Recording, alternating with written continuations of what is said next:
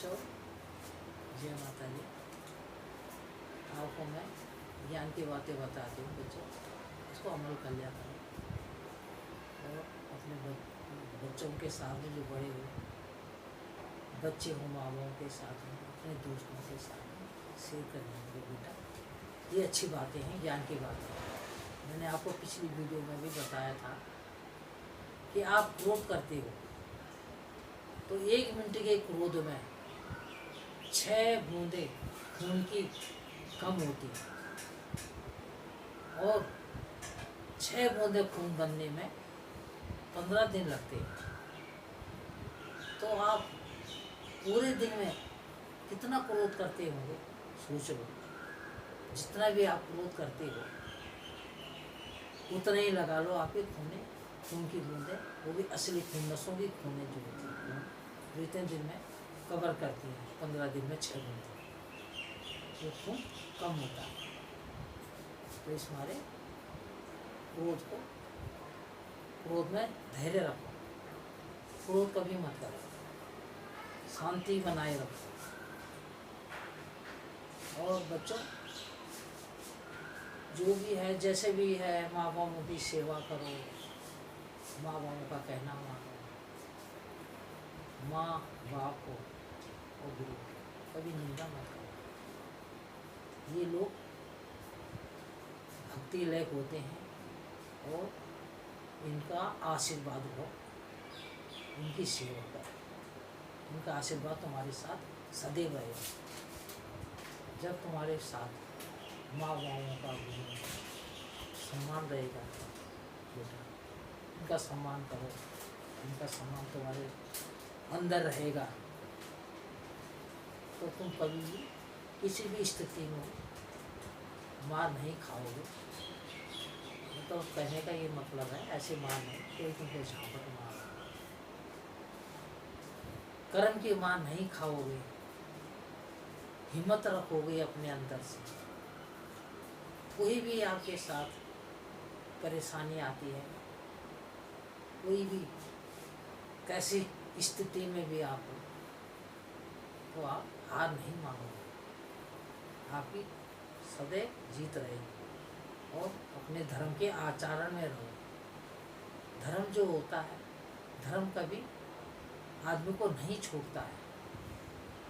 तुम धर्म नहीं रखोगे अपने अंदर, जिस धर्म में भी हो, जिसको भी मानते हो आप, किसी भी धर्म के हो, उसको नहीं मानोगे तो तुम्हारा अवश्य पतन होगा। ये ध्यान में रखो। इस मारे आप अपने धर्म में रहो और धर्म ही इंसान की रक्षा करता है। धर्म पे इतनी बड़ी शक्ति है कि सीता माता अपने धर्म में थी और उनको लंकापति रावण ले गया था बच्चों। तो देखा होगा तुमने, रावण का ही पतन हुआ। माँ एक तिनका हाथ में पकड़ लेती थी धर्म से, तो तिनका भी उसके लिए, रावण के लिए सूल बन जाता था और खंजर बन जाता था, शक्ति बन जाती थी माता के हाथ में वो तिनका भी। ऐसे बच्चों, आप अपने धर्म में रहोगे तो आपका कभी पतन नहीं होगा।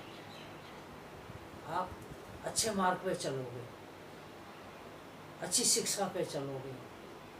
और जो भी है आपका संग साथी, किसी की निंदा मत करो, किसी की चुगली मत मारो, क्योंकि किसी की चुगली मारना, निंदा करना बेटा, ये भी एक अधर्म है।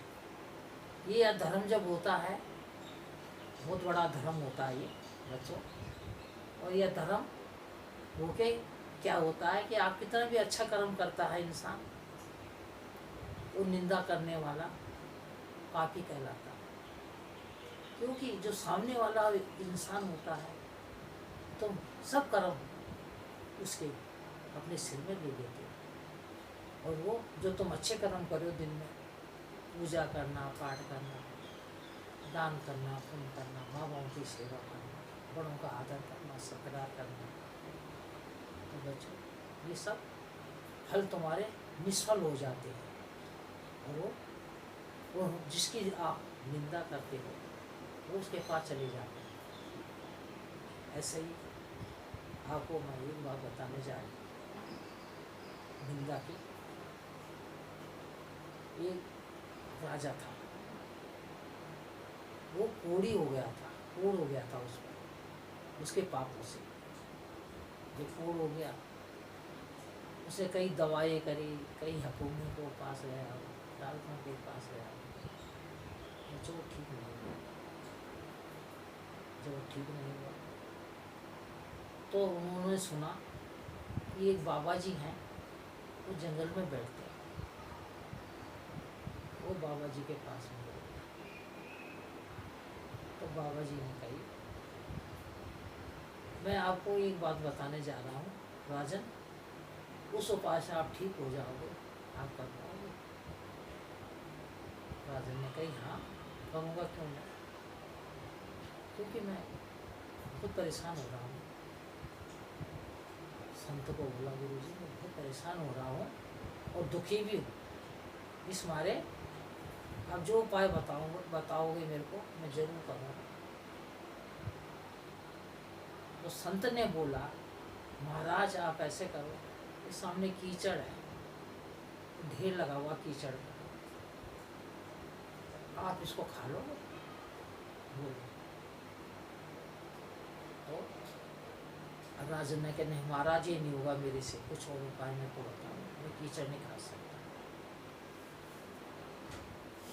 इतने में संत ने कही, ठीक है फिर मैं तुमको दूसरा उपाय बताता हूँ, वो करो आप ऐसे करो। आपकी भाई की पत्नी है ना विधवा, हाँ, और वो जवान विधवा हो गई है। आप ऐसे काम करो, जब अपने कमरे में सो जाती है तो आप चुपके से उसके बाद बिस्तरा लगा के सो जाओ, जब वो दरवाज़ा बंद कर देगी।